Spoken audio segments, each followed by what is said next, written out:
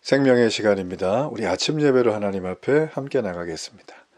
오늘은 욥기 20장 1절에서 11절까지의 말씀을 우리 함께 읽으시고 하나님 말씀을 전하겠습니다. 제20장.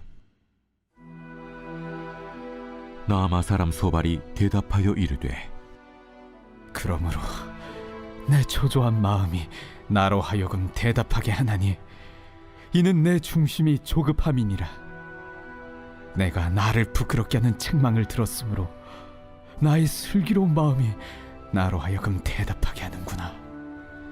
내가 알지 못하느냐? 예로부터 사람이 이 세상에 생긴 때로부터 악인이 이긴다는 자랑도 잠시요 경건하지 못한 자의 즐거움도 잠깐이니라. 그 존귀함이 하늘에 닿고 그 머리가 구름에 미칠지라도 자기의 똥처럼 영원히 망할 것이라. 그를 본 자가 이르기를 그가 어디 있느냐 하리라. 그는 꿈같이 지나가니 다시 찾을 수 없을 것이요 밤에 보이는 환상처럼 사라지리라. 그를 본 눈이 다시 그를 보지 못할 것이요 그의 처소도 다시 그를 보지 못할 것이며 그의 아들들은 가난한 자에게 은혜를 구하겠고 그도 얻은 재물을 자기 손으로 도로 줄 것이며 그의 기골이 청년같이 강장하나 그 기세가 그와 함께 흙에 누우리라. 욥은 자신의 고난이 지금까지 주장한 대로 내가 악해서 얻은 결과가 아니다. 그러니까 하나님이 내게 주신 고난은 나도 모르고 너도 모르는 하나님만 아는 고난이다. 자, 이런 주장을 했습니다. 자, 이 주장이 일관되게 되니까 욥의 친구들이 노발대발하죠. 자, 오늘은 이 욥의 대답에 대해서 소발이 무슨 얘기를 하는가? 우리가 한번 그걸 좀 보면 좋겠습니다. 소발은 욥의 말을 다 듣고 그를 위로하거나 불쌍히 여기려는 마음을 조금도 갖지 않습니다. 오히려 욥의 이 얘기를 쭉 듣고 욥이 지금 자신들을 책망하고 있거든요. 그러니까 마음이 좀 조급해졌어요. 사람이 조급해지면은 잘하던 것도 실수를 하게 됩니다. 이런 조급한 마음으로 그 소발은 이 자신의 의로움, 지혜로움, 깨끗함 이런 걸 좀 드러내야 되는 상황에 처하게 된 거예요. 그러니까 그는 이 자신이 의롭다고 착각하고 있는 그 상황 속에서 욥의 고통은 자기 눈에 전혀 들어오지 않은 위로는 조금도 관심 없는 이제 그런 상황에 빠지게 된 거죠. 오히려 지금은 어떻게 된 거냐면 주객이 전도됐어요. 이미 욥은 온데간데 없고 친구들도 다 내팽개치고 오직 자기가 내 지혜를 드러내서 나의 의로움을 드러내서 나의 명분을 드러내서 그러니까 수치를 좀 벗어야겠다 여기에만 집중을 하고 있습니다. 그러니까 자신이 지혜롭다고 착각하고 있는 한마디로 교만한 마음이죠. 이것 때문에 욥의 고난이 안중에도 없는 거예요. 이런 경우들이 있죠. 살다 보면은 그죠? 자, 교만한 마음을 가지고 있는 이 사람, 그는 핵심적으로 한 가지를 일으킵니다. 그게 뭐냐면 자신만을 사랑하는 이기심이에요. 우리가 너무나 유명하게 알고 있는 거의 한 20세기 전의 사람이죠. 이 성 어거스틴. 이분은 정말 지금도 주옥 같은 이분의 책이 전해지면서 종교인을 떠나서 일반적으로 많은 사람들도 당시의 시대상뿐만 아니라 어떤 그 문학적인 가치, 그 시대의 사상 이런 것들을 면밀하게 볼 수 있는 거죠. 그 시대가 도대체 무엇으로 만들어졌는가. 자, 그 중에 하나 하나님의 도성이라는 책이 있습니다. 이 하나님의 도성과 지상의 도성을 그는 그 책에서 이렇게 설명을 했습니다. 두 사랑이 두 도성을 이루었다.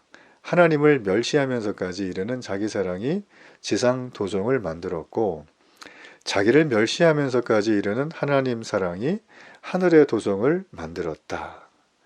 자, 소발은 자기 사랑에 충만했던 지상의 도성을 만들었던 사람이죠. 그러니까 이러한 자기 사랑은 결국 하나님보다 자신을 더욱 높이는 인류의 죄악을 보여주는 겁니다. 사람들의 죄악이 무엇인가요? 도둑질이에요? 저런 거예요? 아니에요. 모든 매사의 선택의 판단을 자기 자신이 하는 거예요. 자기 자신이 중심에 있는 거예요. 심지어는 하나님도, 심지어는 내게 생명을 준 육체의 부모님도, 심지어는 나를 사랑하는 가족도, 나의 아내도, 나의 남편도, 모든 사람이 다 자기 자신보다 밑에 있어요. 여러분, 기독교 신앙은 결국 이기적인 사랑에 빠져 있는 내가 소위 말하면 이타적인 사랑으로 넘어가는 과정, 넘어간 상태, 그 상태를 지속하는 것, 여러분, 이게 바로 기독교 신앙입니다. 그러니 우리의 생각과 이성을 가지고 나 교회 다니면 잘 되겠지. 잘 됩니다. 근데 그 잘 된다는 뉘앙스의 의미의 저를 여러분이 경험한 패턴, 바라는 기대치를 가지고 가서는 큰 코 다치는 거예요. 왜냐? 그게 이루어지든 이루어지지 않든 여러분은 하나님 앞에 실망합니다. 그리고 하나님은 째째하다고 여길 거예요. 그렇죠? 내 마음대로 내 뜻대로 아니 내게 이런 걸 안 해주시면서 왜 자꾸 이렇게 요구만 하시는가 이렇게 여겨지잖아요. 그래서 나한테 자유롭게 살고 싶은데 하나님은 자꾸 무거운 멍에만 지우신다고. 난 이런 하나님 싫다고. 그냥 아주 얄팍하게 떠나는 분들이 많아요. 여러분, 그건 하나만 알고 둘은 모르는 거예요. 정말 이 땅 가운데 자유로운 삶을 살고 멍에 없는 삶을 살기 원하십니까? 그러면 여러분 이 얘기를 잠깐 들어보세요. 자, 한 남자와 한 여자가 만나서 결혼합니다. 그러면 전 세계에 80억 인구가 있다고 생각할 때 반반씩 40억, 40억이 남과 여라고 생각을 해보세요. 자, 내가 결혼한 한 여자 있어요. 내가 결혼한 한 남자가 있어요. 자, 그러면 난 이제부터 이 사람 하나만 보고 평생을 내가 검은 머리 팥불이 돼가지고 늙어 죽을 때까지 함께 하기를 우리는 100년 가약이라는 걸 맺습니다. 맞죠? 그게 결혼의 의미잖아요. 결혼이 무슨 놀자 파티가 아니거든요. 자, 이렇게 결혼의 의미 100년 가약을 딱 맺어요. 그렇죠, 그죠? 자, 그러면 그 사람이 그때부터 마음에 어떤 생각을 갖는 게 정상일까요? 난 이 여자만 정말 사랑해야지. 내 몸을 다해서 사랑해야 내 생명을 다해서 사랑해야지. 여자도 남자를 그렇게 사랑하는 게 정상이죠. 그런 부부를 우리는 부럽다 이렇게 얘기를 하는 거죠. 그죠? 부러워요. 그런 부부들을 보는 게 참 행복하다는 거예요. 자, 그런 부부를 보는 게 우리는 정상이고 행복하다고 느끼는 게 뭐예요? 그게 인간이 하나님의 죄로 인해 무너지고 망가지고 썩어버리고 오염되고 지저분해졌지만 남아있는 하나님의 품성이에요. 성품. 그게요. 근데 우리는 어떻습니까? 그걸 알지만 그 길로 걸어가는 거를 어떨 때는 좀 안 하면 좋겠다, 쉬면 좋겠다 막 이러잖아요. 자, 아주 쉽게 말을 해볼게요. 내가 한 여자를 선택해서 그 여자와 함께 평생 다른 여자를 보지 않겠다라고 하는 게 너무나 참기 힘든 고통이에요. 성경은 이걸 가리켜서 뭐라고 얘기하냐면 자유롭게 하는 멍에라는 거예요. 참 자유를 주는 멍에. 이거는 여자도 마찬가지고 남자도 마찬가지입니다. 여러분, 그러므로 결혼은 더 이상 내가 자유롭게 살 수가 없어. 젊을 때 하던 거 내가 못하니까 더 이상 더 많이 누리고 와야 돼. 이런 아주 뻔뻔하고 이상하고 세상적인 사고방식의 내용이 아니에요. 오늘날 이렇게 많은 가정들이 신음하는 이유는 바로 잘못된 생각을 가지고 서로 만나고 연애하고 결혼하고 마음에 안 맞으면 헤어져 버리고 하는 그런 일들 때문에 벌어지고 있는 거예요. 성경적인 결혼은 전혀 다릅니다. 내가 정말 자유롭게 살고 싶은가? 그럼 내가 자유를 주겠다. 바로 저 아내와 저 남편과 함께하는 것이 모든 남자와 이성으로부터 여자로부터 자유하는 길이라고 성경은 말해주는 거예요. 그러니까 우리는 이 땅에 지상의 도성을 쌓는 사람이 아닙니다. 하늘의 도성을 쌓는 사람이죠. 우리가 다른 사람을 진심으로 위로해 줄 수 있는 것은 자기 사랑이 충만한 이런 소발 같은 사람은 할 수가 없습니다. 내가 먼저거든요. 내가 먼저이기 때문에 하나님보다도 먼저인데 옆에 있는 친구가 안중에나 있겠어요? 그러니까 하나님을 사랑하는 사람이 이웃도 사랑할 수 있는 거예요. 그러니까 이웃을 진짜 사랑하는 사람, 자기 마음대로 말고, 그죠? 사랑하는 사람은 하나님을 사랑하는 사람입니다. 자, 소발은 거기에 전혀 못 미치는 사람이죠. 자기 자신을 사랑하는 교만한 사람이었기 때문에. 자, 그러면서 소발은 4절부터 이런 얘기를 계속해요. 소발은 욥에게 내가 알지 못하느냐 그랬어요. 아주 안달난 표정으로 자신의 지혜와 정당함을 내세우고 있죠. 자, 뭘 알지 못하냐고 하냐면 사람이 이 세상에 생긴 때로부터, 자, 이 얘기 들어보니까 얼마나 황당합니까?